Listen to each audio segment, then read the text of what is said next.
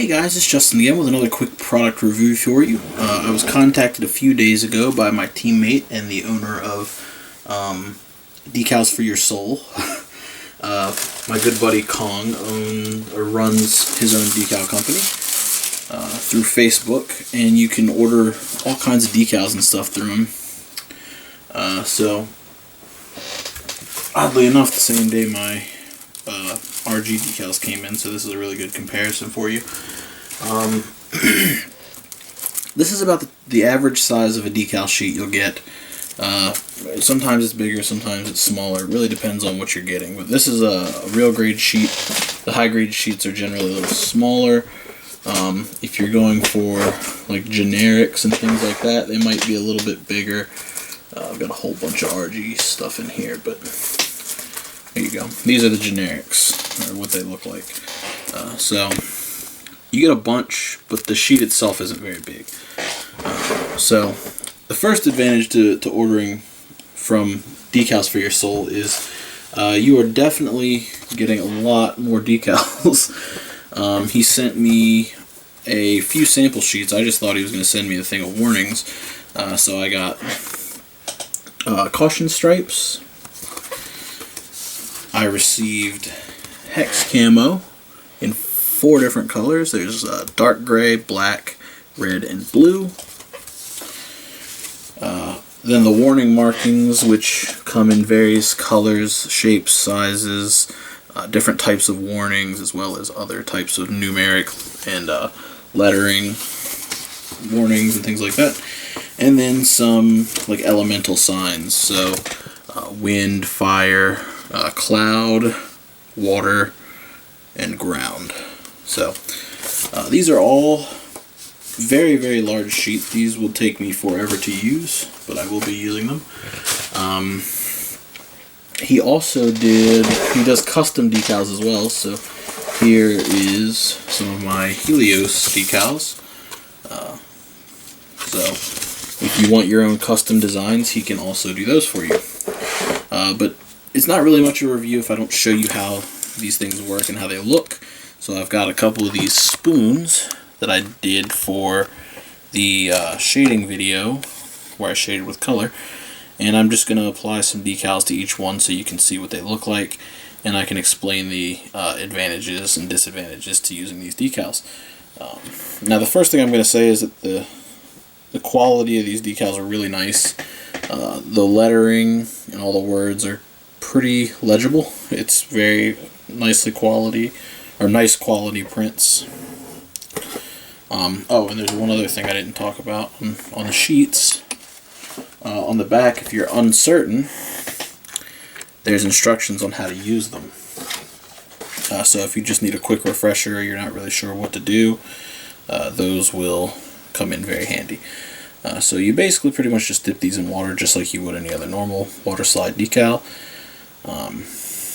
Now it's been a while since I've used these, so I don't know how long they're going to take to activate, so I'll just leave them in for a couple minutes. And I like to keep a piece of paper towel nearby to dry them off.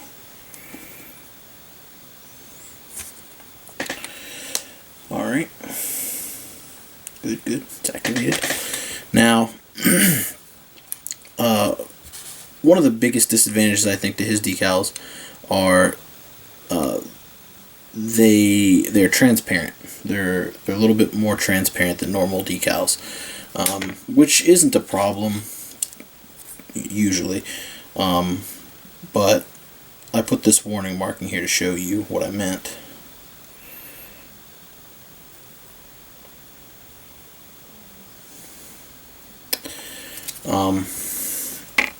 It doesn't really show the same way it would normally, and that's just because these decals sort of blend with the background color, which is neat. You can definitely use that to your advantage in some builds. But next we're going to go ahead and try these warning stripes out. I want to try these and see what they look like. I've cut this.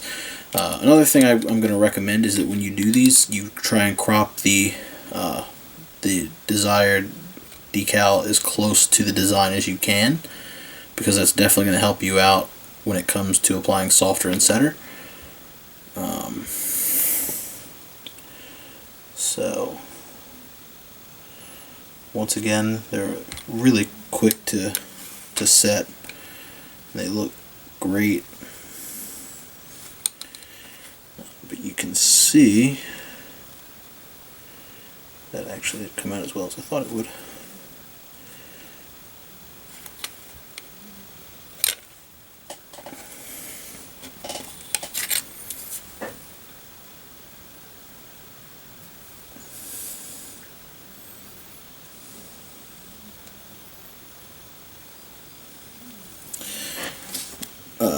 Again, the darker color shows through the yellow, but if you put this over white,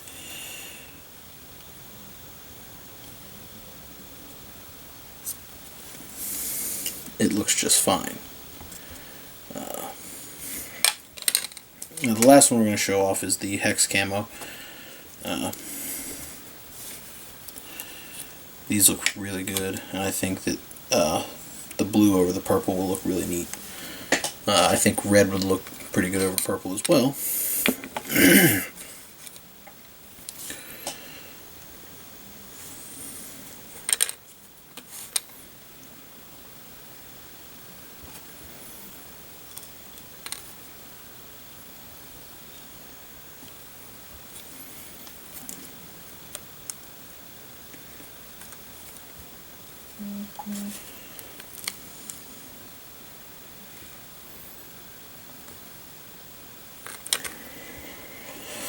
Now, the glossier your surface, the better it's going to be.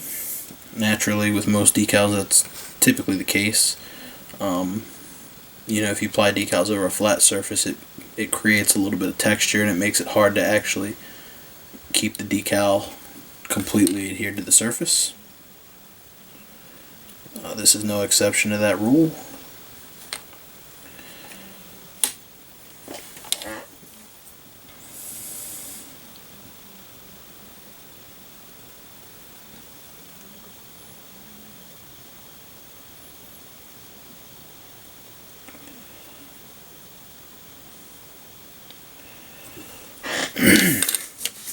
Alright, and then the last thing I'm going to do is put some softer over these, and then we'll come back and see what they look like once the softer's dry.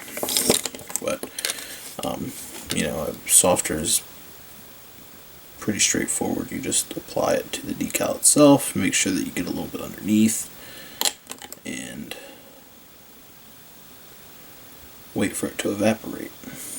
Now this, I'm not going to be as concerned about placement of these decals because this is obviously a spoon. I'm not really worried about this, but like with this, where this is kind of sliding around a little bit, I'd usually give this a little bit of time to dry, maybe like at least an hour before applying any sort of chemical agents over top of it. Excuse me. And that just, you know, helps get rid of that decal edge. Now, the two big disadvantages here with these decals are they're a little bit thick, so you might need 2 coats of the softer, and the transparency, which again, it's not a big deal as long as you work around it. You can if you're doing a dark colored kit, you can easily use black decals, and you know that'll work out in your favor. Or you can use colors that complement the other colors that you're using and create darker warnings and things like that. And you know, the thickness is just something you have to deal with. Bandai decals are incredibly thick, and they require multiple coats of softer.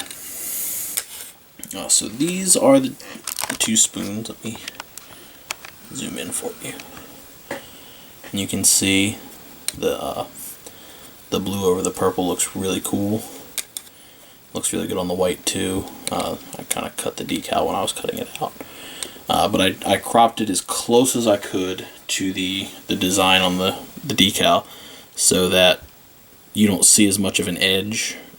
You pretty much have to do this with any time you get a decal that is not pre-cut. But these look really good. They're really sharp, like I said, especially the warning stripe. That's really cool looking.